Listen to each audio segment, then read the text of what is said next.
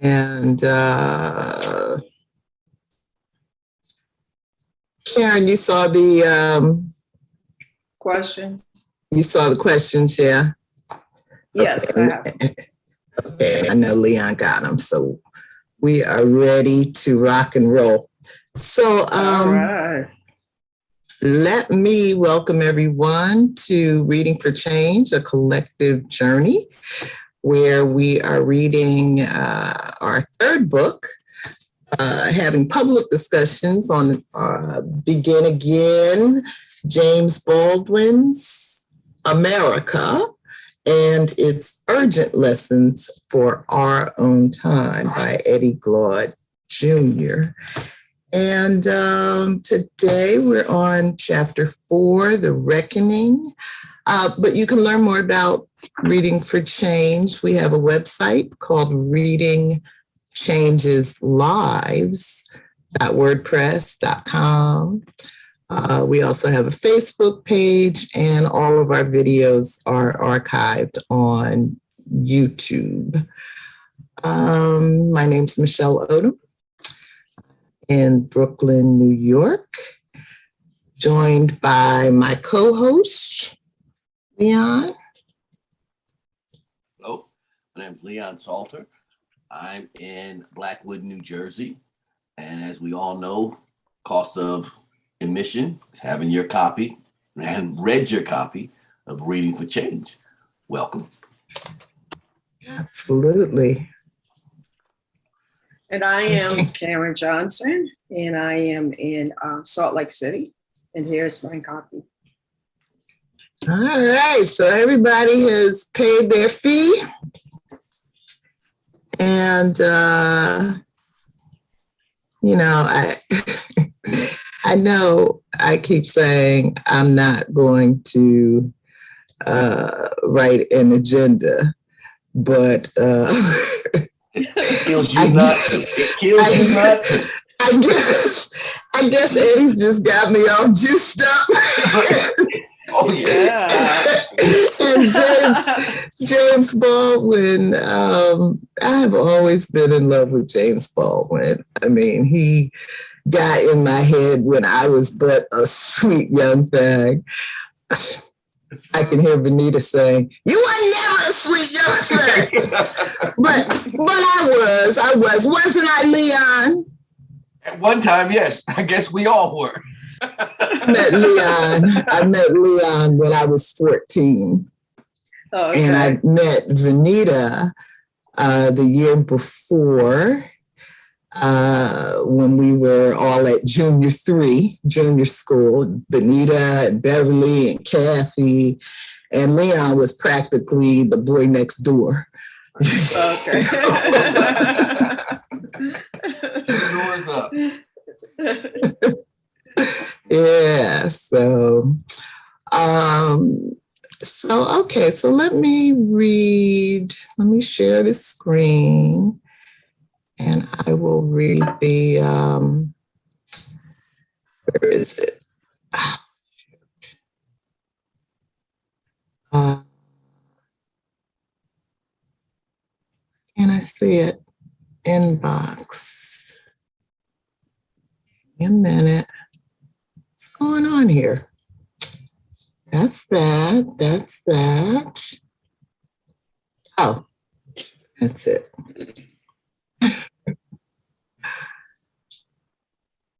Okay, y'all can see it? Yes. Yes. Okay, and let me just point out here, we're on break next week.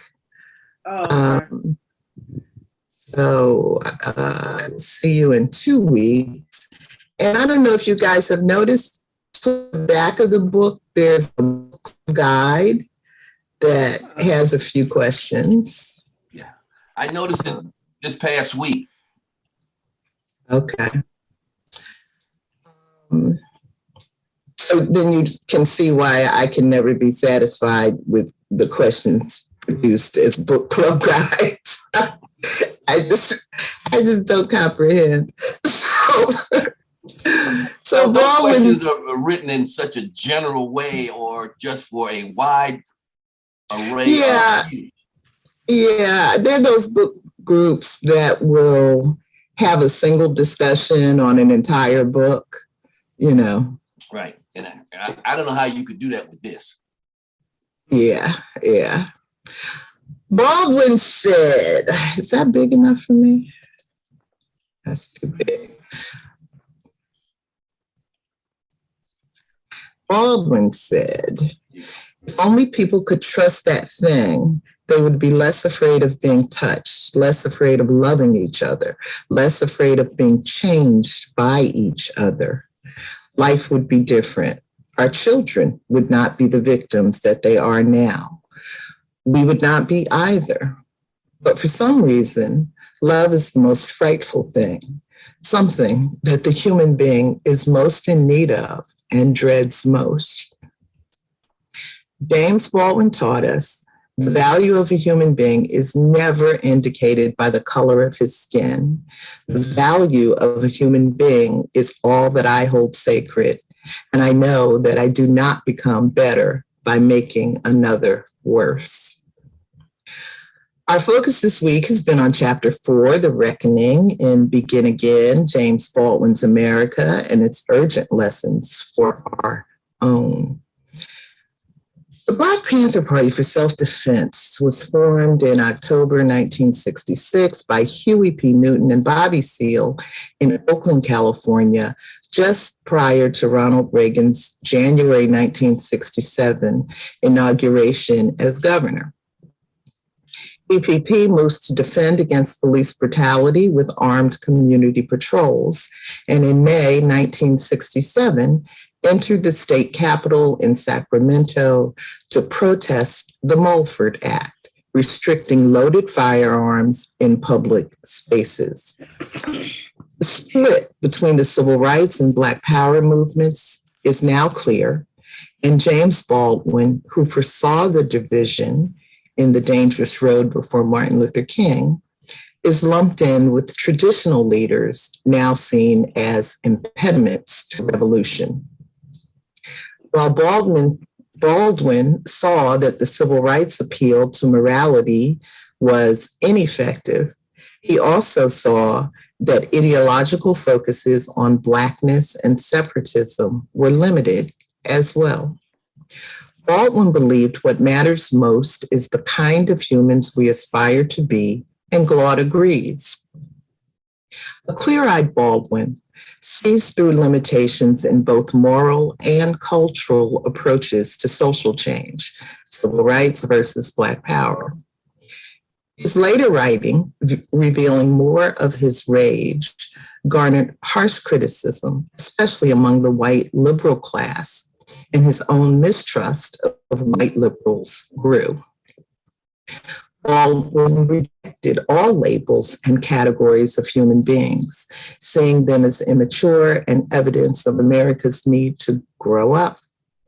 In his pursuit of a human species, able to see its own complexities and commonalities, by the late 1960s, he was misread, harshly judged, and clashed with people in groups like the BPP, Leroy Jones, Ishmael Reed, and Eldridge Cleaver. Some reckoned Baldwin hated Black people.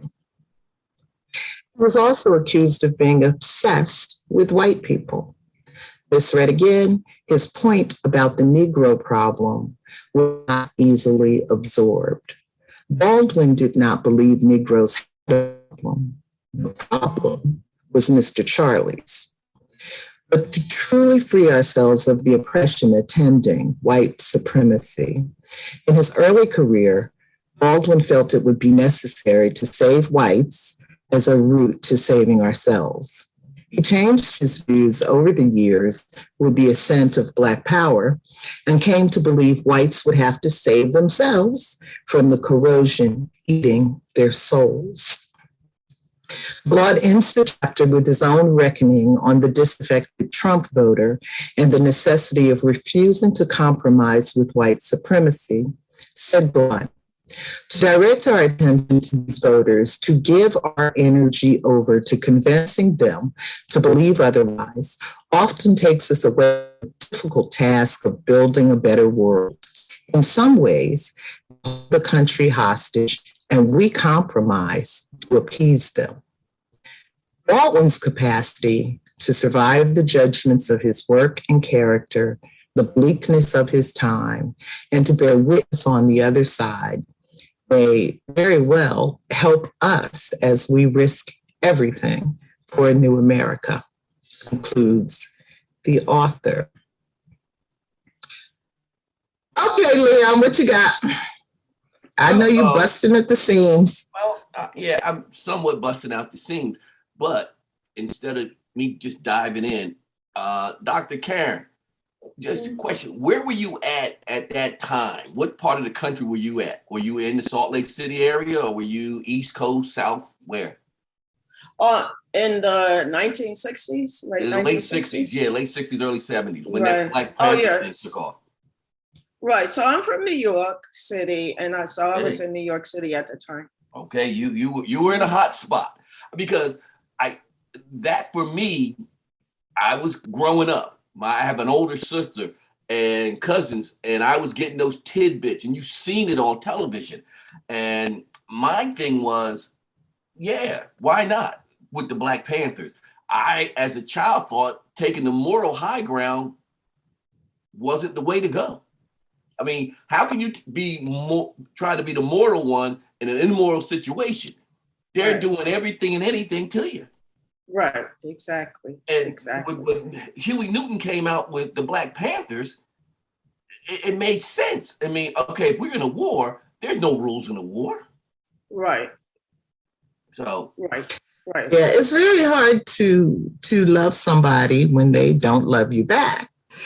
And well, I think that question shouldn't even be brought up. Love, we're in a war. Right. But that's the split, though. But a part of being able to, like, when you think about James Baldwin's father and the difficulty of that relationship, and and that could have just been pure hatred for James Baldwin, or you can take the road of understanding what his father has been through and seeing, how that changes how you perceive the situation. Yeah, because we can look at James Baldwin's father as a victim. Even though he was victimized, we can look at him as a victim. You can't look at Bull Connor in that narrative as a victim. No, they were taking full advantage of the power. You can. I mean, you can't. To me, you can. I mean, most of the white folks that settled this country, country that was already occupied. Right? But most of them that came over here, they were criminals. They were the thieves and the rapists and the scum of the earth of Europe. And Europe tossed them to the side because, they didn't want no more to do with them. So they come here, they got nowhere else to go. Right. They're criminally inclined. And so Bull Connor and his kind are the descendants of those people. And just like James Baldwin's father could have passed on a legacy of hate to James, people like Bull Connor have received a legacy of hate from their forebears. Now, I don't have any love for them, but if you want to push the question of whether or not there's some victimization in the life of white folks, I have to say there is. Okay, but it wasn't created by Black folks in a majority or in a large scale picture. No, that's one on each other. So I guess what I see it as is right at that time, white liberals were getting tired of Martin Luther King and his group for whatever reason. And they weren't given the money like they gave before. So now there's this we're losing money. This is me paraphrasing King. We're losing money and we're losing support, white support, not losing black support, because I think the ministers and all those guys, the churches are still behind Martin Luther King. So and James had seen somewhat of a rift, not a split yet, but a rift in King's group because things aren't going fast enough. Just because they signed legislation to segregate the schools, there was school districts in Virginia and down south that just closed down. Black folks didn't go to school, and that was that way for years. So there was a internal rift because sitting out in front of the school praying and hoping something's going to happen just wasn't working.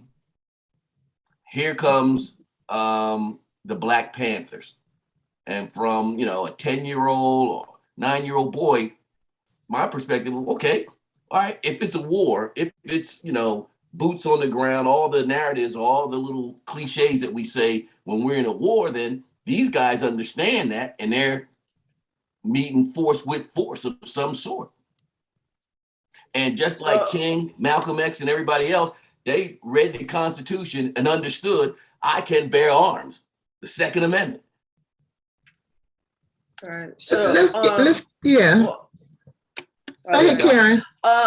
So with regards to Baldwin, and we also have to see that, as society changed in terms of tactics, in terms of wrestling with racial oppression and institutionalized oppression, also does Baldwin, and Glaude also reveals that. But one of the things that we have to understand also is that Baldwin grew up in the church. And so in the church, you are socialized to look at issues of love and humanity, etc. And so I would say those theological ideas influenced his thinking early on about love, the importance of love, because of what he learned in the church. And then also we do see that in the civil rights movement, particularly with people like King and other ministers and preachers who are socialized in the church, and they bring forth certain kind of ideas about how you make change. With regards to the and then also what region of the country we're also talking about, like particularly with the South, with King and the others who are engaging in this struggle. They are in the belly of the beast of racial apartheid system, right? And even though this nation, legalized segregation was the law of the land because of the Plessy versus Ferguson decision. It was the law of the land nationwide. So you found that, but it was in the belly of the beast that Black folks engaged in different kind of tactics because they were led by ministers such as King. But also the fact that King also studied Gandhi, also studied how do you engage in non-direct actions for social change? How do you engage in violence? And so these are the kind of ideas that he brought to the fore. When I show my students Eyes on the Prize, there's one of the episodes, it's called Ain't Scared of Your Jails, where the Fisk, and in that segment, that episode, it shows the Fisk University students, and they're studying tactics of nonviolent acts of resistance. And so there you see them sitting there being passive because this is before they go to sit at the lunch counters. So you see them sitting at the chairs and you see the other activists saying that we are going to be the oppressors, the violent oppressors. And they're calling them names, they're calling them N-words, etc., to prepare these students how to react in a nonviolent way. Right. And so it's important to understand that they did also, even though they were struggling for reform, and that was very important, to struggle to desegregate department stores or desegregate restaurants or whatever. That's important. Their tax dollars pay for that, right, to exist. And so they engaged, they studied how you do this. Well, same thing with the Panthers. what is very important to understand is that not only are we struggling to throw off the chains of oppression in this country, worldwide, African nations are throwing off the chains of European colonialization, right? There's a link, understanding that our struggle is their struggle is our struggle, because they took it to another level in saying that white domination, white supremacy, is this, what is going on in Africa is linked to US domination, right? And so Huey Newton and the Black Panther Party, et cetera, they also engaged in reading and studying how do you take this to another level with regards to revolutionary change. So they studied Marxism, Leninism, Maoism, et cetera, all of these revolution, perhaps Wretched of the Earth by Frantz Fanon. How do you engage in taking this struggle to another level? Because as Audre Lorde said, and I love her quote, that the master's tools can never be used to dismantle the master's house. That you cannot, and so social reform becomes a critique. Because what are we reforming? Are we reforming to be a part of a system? To be a part of a capitalist system that was built off of our labor and continue to dehumanize us and continue to oppress us. And so the Panthers, it's important to understand, they was taking it to another level, but they was taking it to another level because of their engaged studying of struggle, as well as seeing same struggle, same fight in terms of linking it with what was going on in Africa.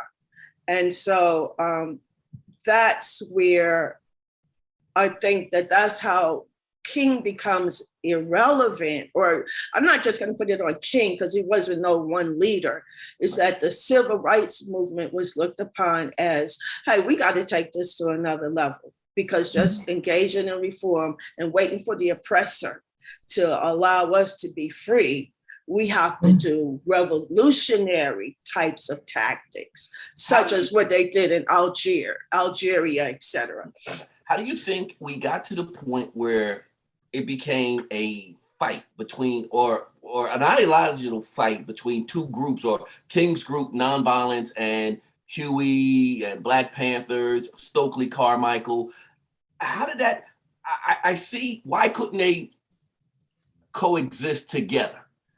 Well, when you look at the article that Eldridge Cleaver wrote in the Black Panther that Glaude refers to in this chapter, and the kind of fight, the kind of art that was coming out of Emory Douglas, they're fighting words. Yeah.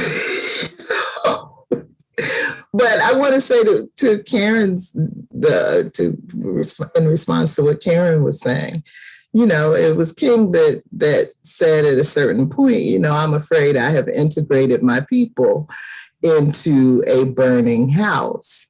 And I think that, he was changing to what he saw, and that, this chapter is much about the evolution that was going on with Baldwin.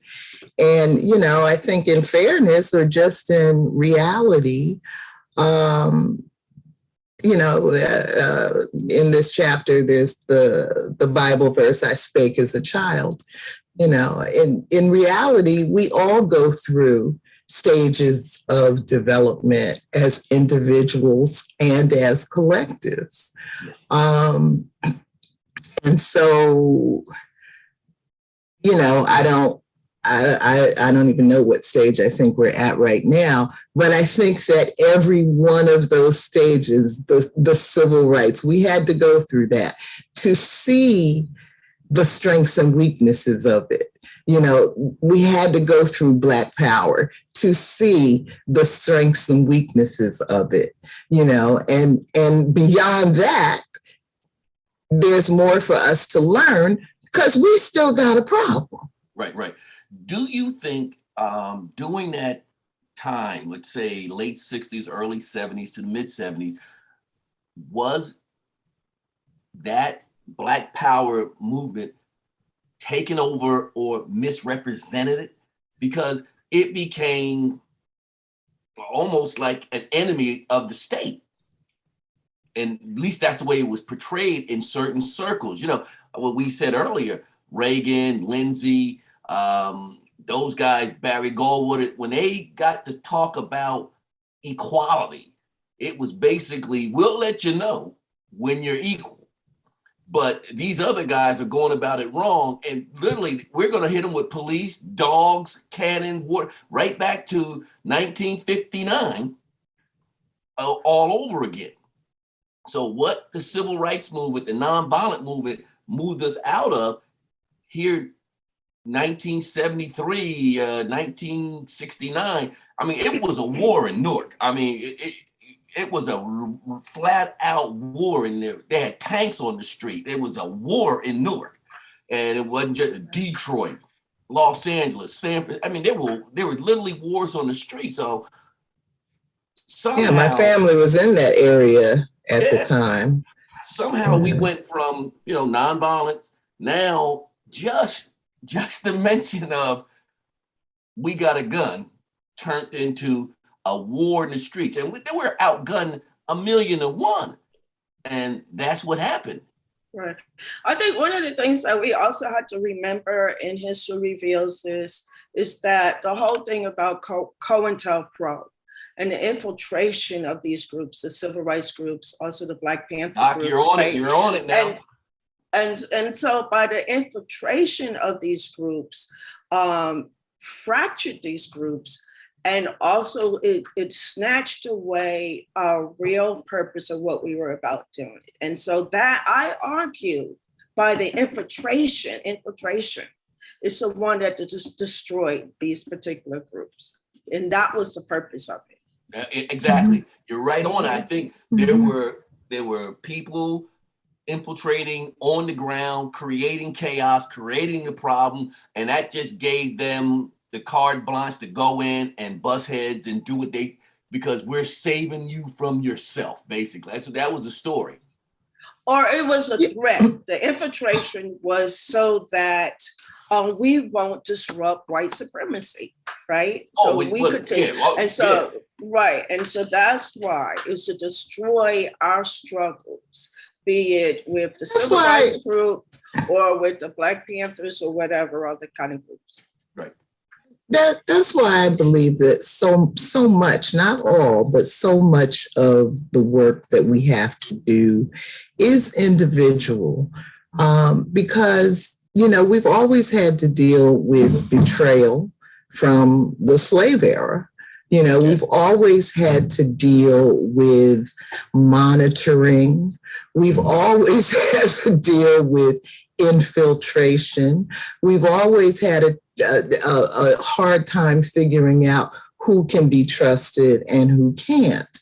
And, one of the reasons I prefer to do the public book groups is because I don't want to lull myself into the belief that there's some real place that we have privacy, that there's some real place where these peering eyes or these potential infiltrators are not among us, So I don't talk about anything. I don't think a public book group is the place to plan the revolution.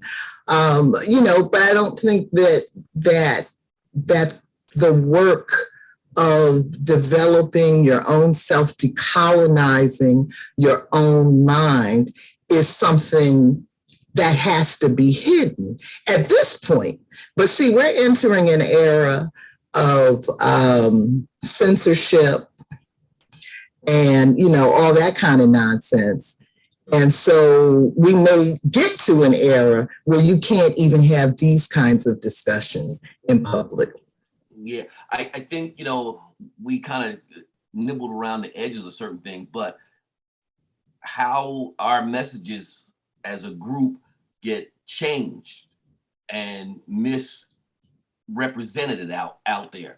I mean, we can go back years, but locally or recently, Kaepernick, it had nothing what he knelt down, it had nothing to do with the flag. It was police brutality. And he said it, police brutality. But, you know, you had Trump, you had all these people talking about you're disrespecting the flag. It had nothing to do with the flag. And you can see in that resurrection in January 6th of last year, I mean, you seen everybody misrepresenting or disrespecting the flag who was there, but that never came up. Now they're fighting for freedom. You know, what are you talking about? So as you said earlier, Michelle, yeah, I think a lot has to be done on an individual group situation and a very small group setting situation as far as decolonizing yourself, because we have been colonized. Like it or not, we have been colonized. We born and raised here, went through the school system that was set up in a certain way to give us certain misinformation, no information, and say, oh, okay, you're at it. You're on your own now. Run with it. So we didn't have to worry about certain ones of us because our mind was chained down. Physically, you're not going to do it so much when your mind's chained down. Right. And I think it's going to be not a impossible struggle, but it's going to be somewhat of a struggle to get the books in the people's hands. And you see, we talked about it early on, and we nibbled around this one also, the long haul effects or the long haul game plan of the other side. You know, they're going in. You can't talk about this book. You can't say the word gay. You can't say this. You can't, because that's the long haul. So I get you in third grade and take you to high school, just manipulating your thought process. Right. So you know, every time you see an Indian, you think of a guy on a horse taming the savages. Mm-hmm. And you want to be the guy on the horse. You want to be exactly. You want to be on the guy on the horse. You want to be that person. And if you happen to look like that person, that's even more. That's even better. Mm-hmm.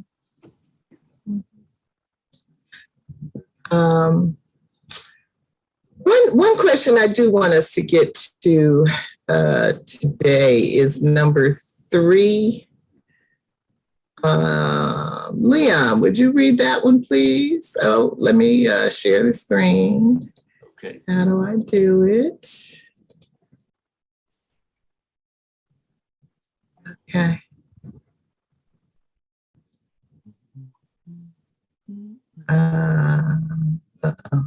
Okay. Wait a minute. Put this around.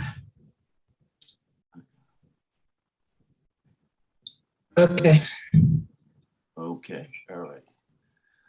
The split between the civil rights and the Black Power movement was made clear by BPP's assertion at the California State Capitol in May 1967. The long hot summer of 67 with urban rebellious exploding in 159 cities across the United States left many dead, but also signaled a changing mood in the Black community. The harsh stand of the BPP writer Glaude exemplified the new militant that challenged King's version of nonviolent resistance. Such militancy was reflected in the BPP commentary and art in the Black Panther. In the July 20, 1967 issue, for example, Eldridge Cleaver, the party minister of information, penned a damning screen against the NAACP entitled "Old Time Never Dies Unless They Are Blown Away." The article included a photo of Dr. King and Roy Wilkins. It also included an illustration called Douglas, Bedfellows, NAACP, and others by Emory Douglas, the brilliant artist responsible for much of what would become the celebrated graphic art. Okay. Forums supporting the police who brutalized Black communities. The John Bridge Society, Minutemen, and White Citizens Council, and President Lyndon Baines Johnson, a montage of photographs above Cleaver's article. and images of Massachusetts Senator Edwin Brooks, Dr. Martin Luther King Jr., Bayard Rustin, Floyd McKissick, and James Baldwin.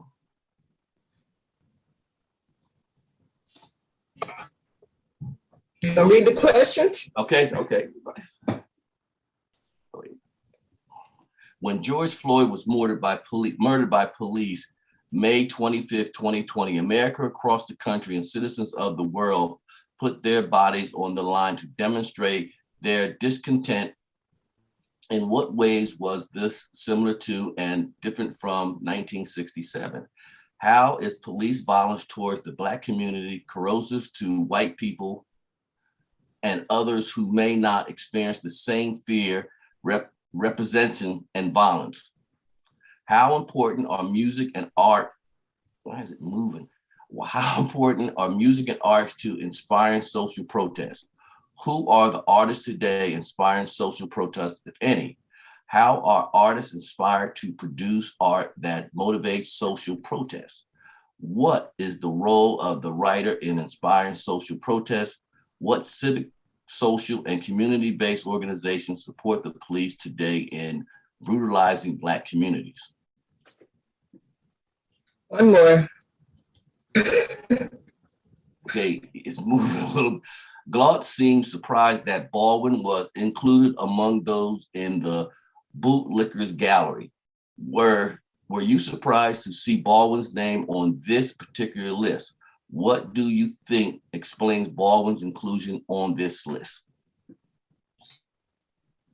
Okay, thank you. Okay. So what I was really trying to get at, it's really the whole role of art, and how the art and the music, of the 60s, 70s, And even before, was so influential in helping to bring people together. Right. I mean, earlier before, it was the spirituals, How I Got Over, we're marching, those were the things that solidified the folks out there in the fields, on the streets. We're all in this together. How I Got Over, that kind of thing. And we all know that late 60s, Marvin Gaye, and those guys, it was just amazing how they touched the soul of everybody. White, Black, or indifferent, what's going on? I mean, just, that if you came from Mars and what the hell's going on? So it was that touching. The rappers now, for me, certain ones, now you got some guys just cursing to be cursing, but there's certain guys out there that has something to say, men and women who actually have something to say. And regardless if it's a little vulgar, if it's a little harsh, but when you sit down and listen to it, NWA, they hit it, 911's a joke. I mean, we realize 911's been a joke for us. I mean, you would think, do I call the police on this one, or is something gonna go astray? That doesn't happen in other communities. Right. So, when we hear 911's a joke, we all have a scenario or a picture that we could put to it very easily. And it ain't always somebody coming on a white horse saving somebody. I mean, they show up and everybody going to jail for a car accident. Right. Yeah, you also seen from the very beginning, music was very important for Black folks on the slave plantations. The songs that they used were messages, right. Steal away, steal away. Those were messages to say that I'm escaping, right? And so you also see this links of music when you look at Black folks who were struggling in South Africa against the apartheid system. Music was very key to their revolution, or to the fight against apartheid. So I think that's a cultural thing, perhaps in terms of Black, be it here or in the Black diaspora, I had to argue that it's a cultural thing, and I'm sure we will find what out about in the somebody, what about somebody like the Beatles that can bring white folks out to, protest Vietnam? Well, I think in that situation, the Beatles brought, like you say, white folks out to protest, Let It Be, Bridge Over Troubled Water. These guys. Imagine. Yeah, right. Those guys, just like the artists we spoke of earlier, they had a touch, they were in touch with people's morality, their hearts, their souls. When you're dead, you're dead. Black, white, Puerto Rican, Asian, whatever, you're dead. And that's what was happening in Vietnam. And we seen it on television. Prior to that, Korea, the Second World War and whatnot, it was something you read in the newspaper. It was delayed. It was sanitized, so to speak. So when they wrote about it, it was sanitized and you didn't get the real raw reality of it. I mean, growing up in the Trenton area, Fort Dix and McGuire Air Force Base, you could go through basic training and be in the NAM in 24 hours or be out of the NAM in 24 hours. So you were back home after you done seen death and destruction. And here you done went through trauma. And we talked about trauma a few chapters back. And now you're back on the streets, on Steamboat Street. Well, what's going on? I mean, it was amazing. And I think the music and art helped a lot there.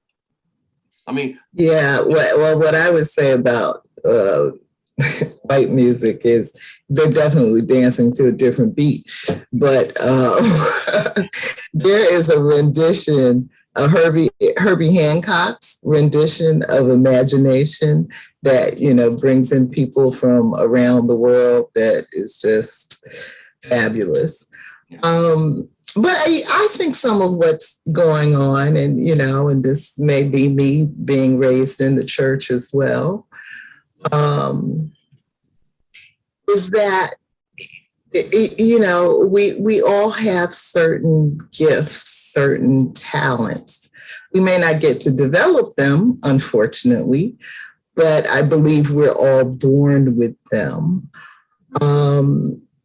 And I think that each of the talents fully expressed give us a way of touching, of reaching certain people, and there are all different kinds of intelligences. I'm a writer. I like words. I prefer to write words, but I can also speak words pretty well. Leon is a musician. Both are different kinds of intelligences, and both reach certain people in certain ways. So I think that we need all of it, and that, perhaps our purpose on this planet is to learn how to hear each other, because we each see from certain things from our own particular vantage point. And when we don't allow children to develop their talents, taking music out of the schools, for example, it ought to be a crime. Yeah, I agree with you. And not just, art, but when you start dictating or developing history, yeah, you're taking something out of it. So you're giving somebody a misrepresentation of history. So their talents and whatnot are being dwarfed just because they're getting bad information. I mean, I think it's just not a true spirit of development, and if that's such a thing. But I think children are nurtured and they come up. You water them. You don't redesign their DNA. And when you give them this propaganda of a history lesson that we have going on or trying to have going on, is definitely changing the development of the children. Mm-hmm. Mm-hmm. Doc, Professor? Yeah, being that you are in the business of developing minds, do you see a change in the people that you're educating based off the misinformation that's being flooded down at the lower grades? Right. So I work with graduate and undergrad students. The majority of my students are white. I'm here in Utah. And I always teach, like, for example, right now, and I'm teaching undergrad students Introduction to Multicultural Education. Previously, I also taught African-American experiences. And I always start with the history of Africa, African civilization. And so I teach history as a prologue to understand, you understand the past so that you can have a better idea about the present. And so when I teach my students these ideas, keep in mind, majority white students, that they're in awe. It was like, they say to me, wow, why I didn't learn this in elementary school, or why I didn't learn this in middle school or high school. Why do I have to get here to learn this? And I do that in both classes. And I do that so that they understand our contribution, our humanity, and so that they could begin to understand and make those connections about what's going on in the present with regards to institutionalized forms of racism and other forms of oppression. And so what I see, because part of my goal is to change their minds, develop a level of awareness and change their minds to be engaged in activist work for social change, right? Social transformation, be it if there's going to be school teachers or whatever, but for social transformation. And so I've been here 20 years, and what I have seen these students change. I really have, who become active. How can I become actively involved? Or if they're teaching, begin to teaching, they're, saying to me, your class has impacted me, and this is what I'm teaching my students. And so I think it's real important. And so that's what they share with me. And that's also very important. So Karen, given that, and given what comes up in this chapter about the evolution that Baldwin went through from feeling like, it was our responsibility to save white people as a way of saving ourselves, to, basically saying, fuck them, we got to save ourselves. But given the kind of level of success that it sounds like you have in the classroom, what do you think about that? What do I think about what? Do Black people have a role? Is it important for us to play a role in trying to change or develop white people? I think that all of us have a role, and I'm glad that you brought this up because I want to give this example. So right now, like I said, I'm teaching I'm teaching an introduction to multicultural ed. This is an undergrad class. Majority of kids are white, and they're studying to be teachers. I have 2 TAs, and they're also white, but they have a strong social consciousness, race consciousness, right? These 2 teacher assistants that I have, they're graduate students. And so one of the things, and I want to say this to answer your question, because I said this to them. When I taught both of these students on the graduate level, right? And when on the graduate level, my classes are a little bit more racially mixed. But with these 2 TAs, what I said to them when I was teaching them about, when they were sharing with me, that the students said, some of the students feel they internalize, they're feeling pain because of the oppression that their people, that white folks have done to people of color in this country, right? And one of the things I said to them was the importance of teaching this history of this country, teaching the truth of this country about racial oppression, But I said to them, because some of these kids are feeling pain and they want to just drop off and not take the class anymore, I said to them, there's also an importance to teach those white folks who also gave their lives, who was engaged in revolutionary acts to change the system. And I used John Brown as an example. I said, that man gave his life, even though the idea that he had was ridiculous, to go try to attack a military base. Even Frederick Douglass told him that's a suicide act. I'm not going to join in that force. Mm-hmm. But he committed his life. He was determined, I don't want to be in a nation that enslaved people, because it is morally and ethically wrong. And I will bring down this government if I have to. And he committed his life. He committed the life of his sons, right, to do that. And I shared that with my 2 TAs.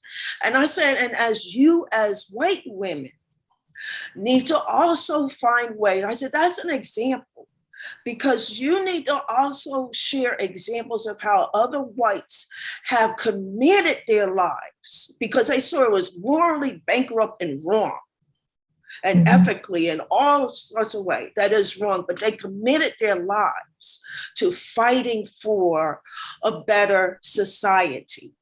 And I said, and I want you all to understand that. And they were saying, thank you, because sometimes in my classes that on the graduate level, like Robin, I'm gonna give you another example, Robin DeAngelo, she does white fragility. She has a new book out, White, Nice racism or whatever, right? And so I had some students of color on the graduate level say, oh, she's getting all the attention. Some people attack Tim Wise, right? And so I had to tell them that we need them as a part of this struggle, and that sometimes their voices will be listened to by white folks more than Black people or other people of color. And I told my 2 TAs that I want you all, because I know that y'all have a level of social consciousness and y'all committed to change, major change in the society. And I don't want you all to feel that, oh, I can't speak, that we all need to be a part of this struggle. We're all in this together. We all got to change, and we all need to be have a voice and be an activist in this change. Does that, make sense with that? Yeah. And so I don't get on the bandwagon when other folks attack Tim Wise or Robin DeAngelo and what have you. I don't do that, because I see that their role is very important, just as our. And the other thing, the last thing I'm going to say is that just because a person is Black, that don't mean I'm down with you.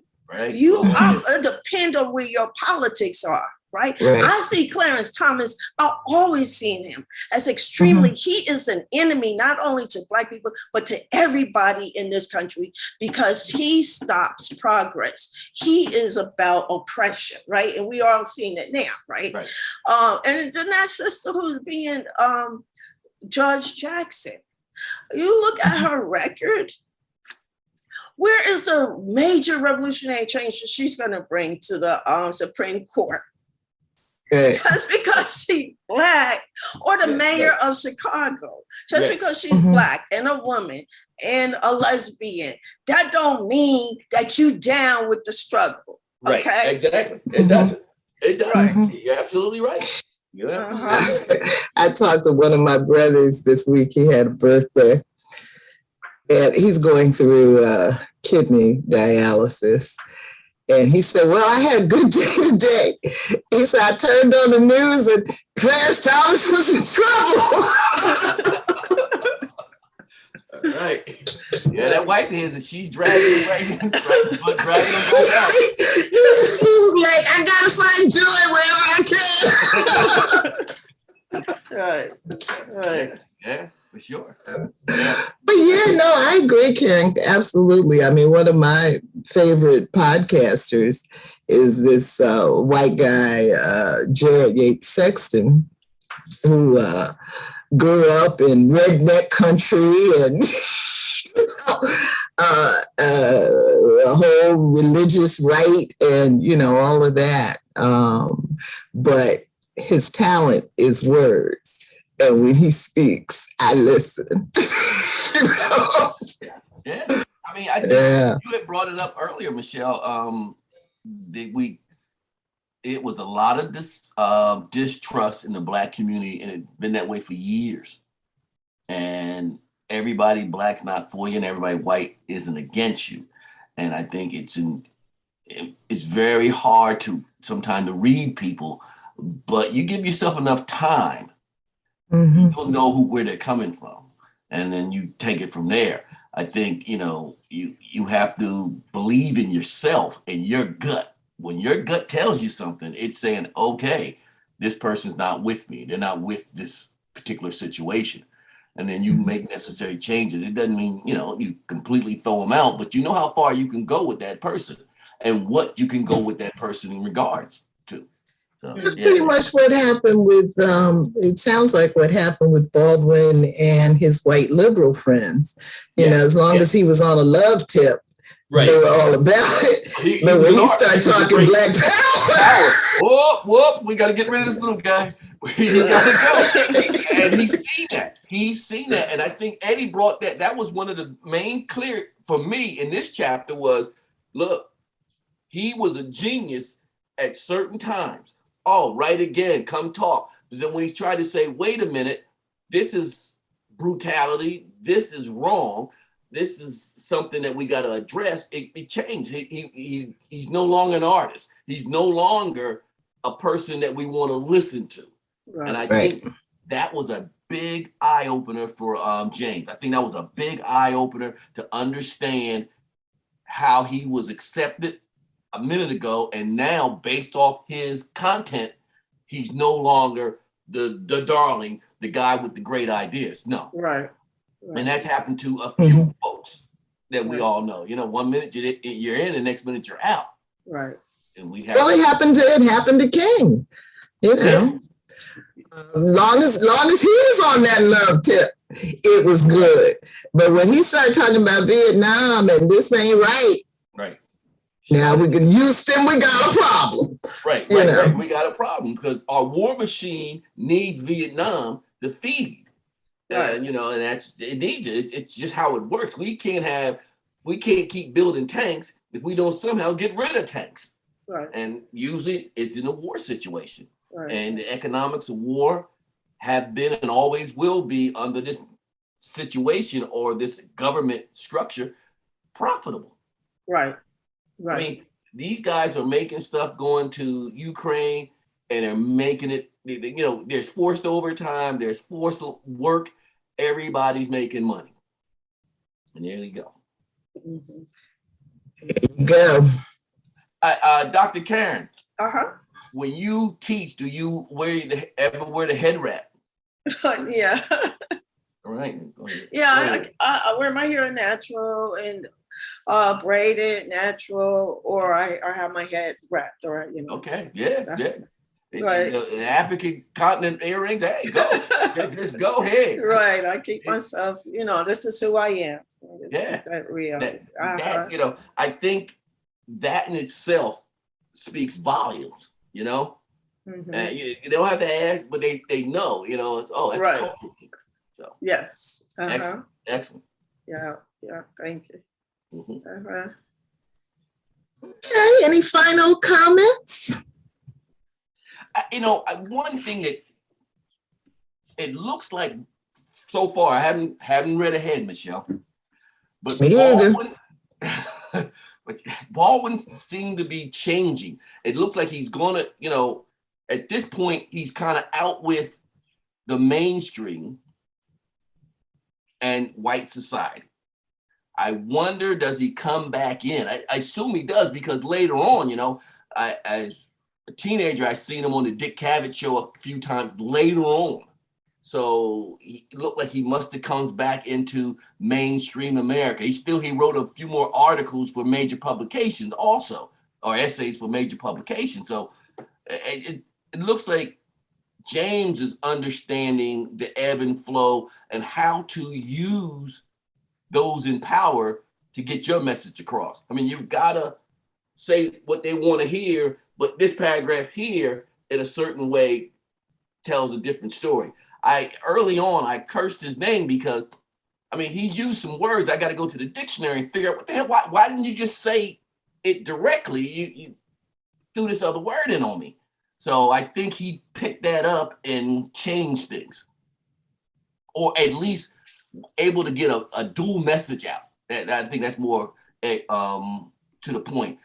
Up here is what everybody wants to hear, or those who are paying wants to hear. And this paragraph here kind of salutes the Panthers, or a different type of resistance, or maybe a less resistance, any comments on just really the idea of use of guns? I'm not going to say anything because it comes up in various books, various book discussions I've had. So my views are recorded somewhere. Mm-hmm. But but what the Panthers were trying to do. Oh yeah, I think with the Panthers, because again they were studying Lenin and Marxism and Maoism, etc. They were studying how you do revolution. They were studying what was going on in Algeria, right? And so I think that understanding the importance from what they studied, they see that this is about protection of our community. And so that's why I think that the use of guns was so important, because it was about taking this to another level. And they studied America. Exactly. Guns opened up the West. Right. Guns took a lot of land from the Mexicans, because, New Mexico, Arizona, all that was part of Mexico, California. So guns, they understood the leverage of power. Yes. They understood that, and they studied it. And I go as far as saying Huey was a brilliant tactician. He knew how to move things around and how to get a certain response. Right. So he was a genius. Excuse me. I would say, we have a situation today where there seem to be quite a few white folk who are heavily armed. Right. Heavily armed.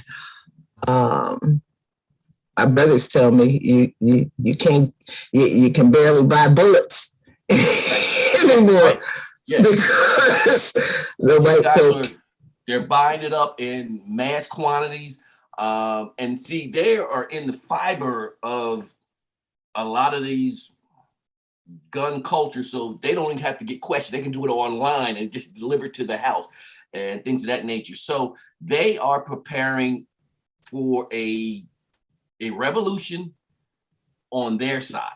Where they're going to start it. If January 6th would have went differently, we could be right now in the streets fighting. Because, and then you hear states' rights again. You hear that whole conversation comes up. So I think from the standpoint of understanding when these guys are saying what state rights mean, understand when these guys talk about we want to roll things back. So we can at least, and everybody's not that person that's going to grab a gun and be in the street. That's not what I'm saying but we're going to have to get into a situation where we are prepared. And prepared. There are some Black folks that are ready to go. Ready to go. They're ready to go, and there's some white folks that are ready to go in support of Black folks, and there's white folks ready to go against that. But there's a lot of different layers when you go to that extreme in regards to what things are going to have to be done, because it's going to be all out chaos. It's going to be a sad situation.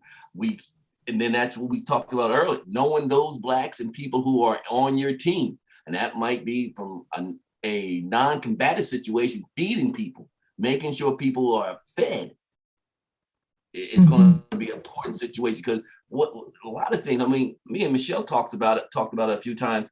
When did you ever think in the United States that clean air and water would be a rally call? Flint, Michigan they're still giving those kids tainted water. They're still giving it to them. And nobody's, I won't say nobody, but the cry is very quiet. It's muted by design. Nobody went to jail. There were decisions made for this whole thing to happen. There were decisions made to have this situation come up. And nobody's going to jail behind it. People are making money behind it. Check out this book by Akinyi. His name is Akinyi Lee Umoja, and it's titled "We Will Shoot Back: Armed Resistance and the Mississippi Freedom Movement."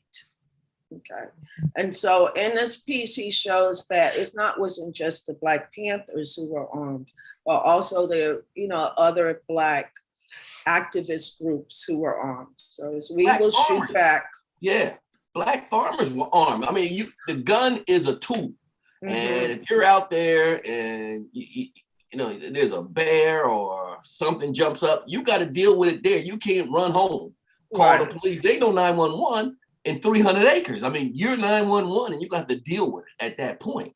But I'll definitely look into that. Yeah, we will shoot back. And that's not an offensive situation. That's a defensive situation. You come over here, right? I'm going to shoot back. There is I can't think of the book, but there was a guy wrote a book in regards to Katrina and how certain white communities wouldn't let Blacks come across the bridges to the lead. Just to, you ain't coming to stop. I don't know nobody here. I'm just want to leave. They literally shot at people. They killed some people, and the police were on their side. And you got to understand, the white communities, more than likely, those police live in those communities. What's the name of that book? Because I know there was that situation that was Gretna. That was which is on the west side of New Orleans. That was Gretna, where the Black folks were trying to get across the bridge. Right. But what's the name of the book? I'll get the name and I'll send it out to you. Oh, okay. Yeah. But yeah, it's a situation where we have to be at least aware of it. I mean, if something jumps off and we're all kind of like doughy-eyed, like what happened? No, this is where we're at. This is where we're at. By any means necessary. Malcolm, when his house got bombed, and there was supposed to be police on both ends of the street, and that's what the term "by any means necessary." Right. Yes. On that happy note. Okay. Malcolm, we can say Malcolm's name. It's a happy time. It's a happy time. I always tell people, you tell me one thing that Malcolm did that was illegal or it was brutally. I don't remember him doing anything other than. Are you talking before or after his prison time? After the prison time. After the prison time. When Mr. Little became Mr. X. Okay. So he educated himself. He understood that if you're not going to protect me, I've got an obligation to Betty and the girls that I'm going to protect them. Yeah. I'm just going to pull this book.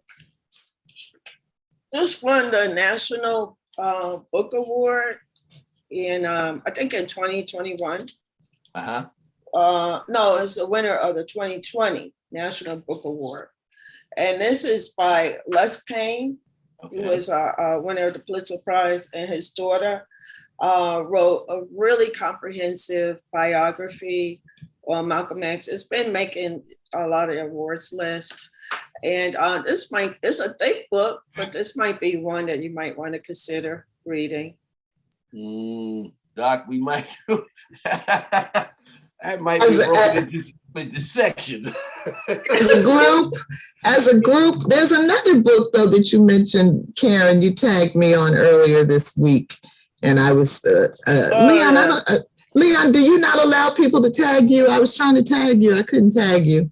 Wow. But stop. They got to explain to me what I have to do to allow it. Okay, I'll help you. Okay. But yeah. And it was some kind of historical book. I forget the name. I'll put it in. Yeah. You got it? Let me look it up.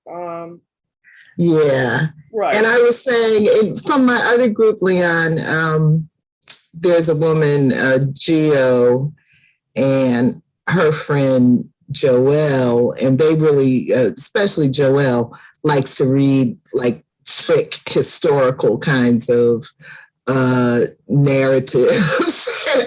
Oh, you can handle it.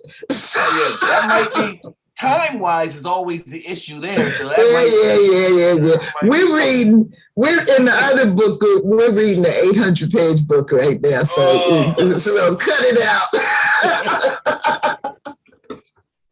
Mm-hmm. Yeah, I'm looking for it, but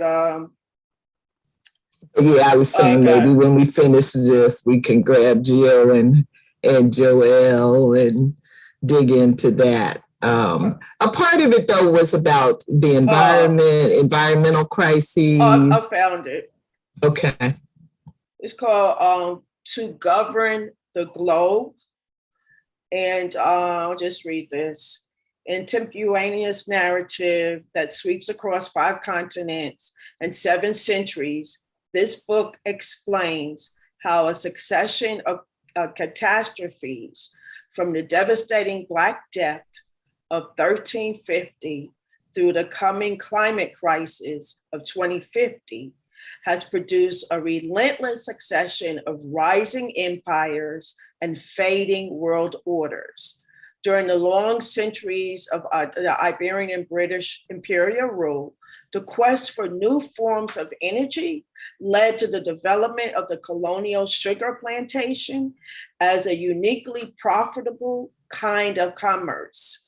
In a time when issues of race and social justice have risen with pressing urgency, the book explains how the plantation's extraordinary profitability relied on a production system that literally worked the slaves to death, creating an insatiable appetite for new captives that made African slave trade a central feature of modern capitalism for over 400 years.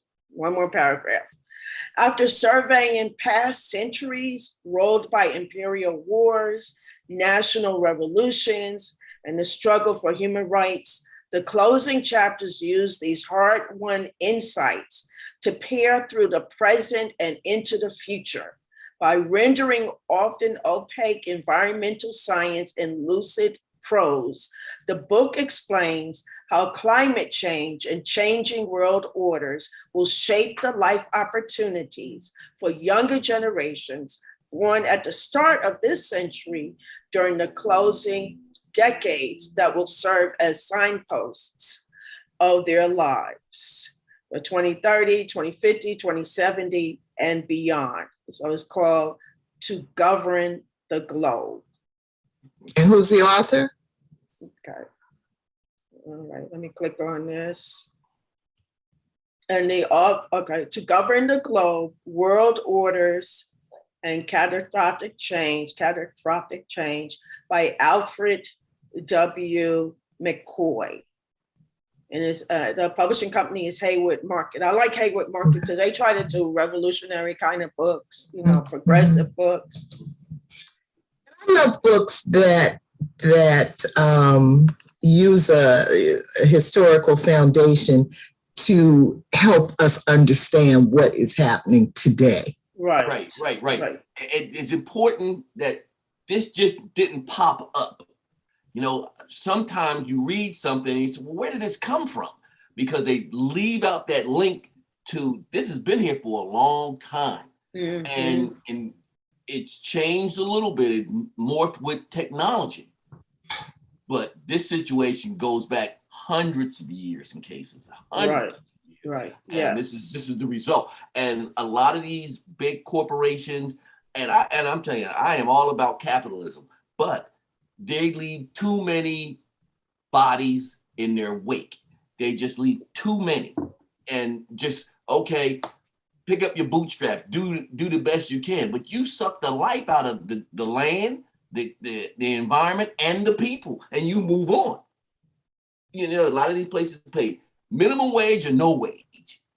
No health care, no type of let's move to something else. The coal industry is one of them. And I mean, you go to parts of West Virginia and parts of the world, man, it destroys the land, destroys the people on the land, and they just walk away.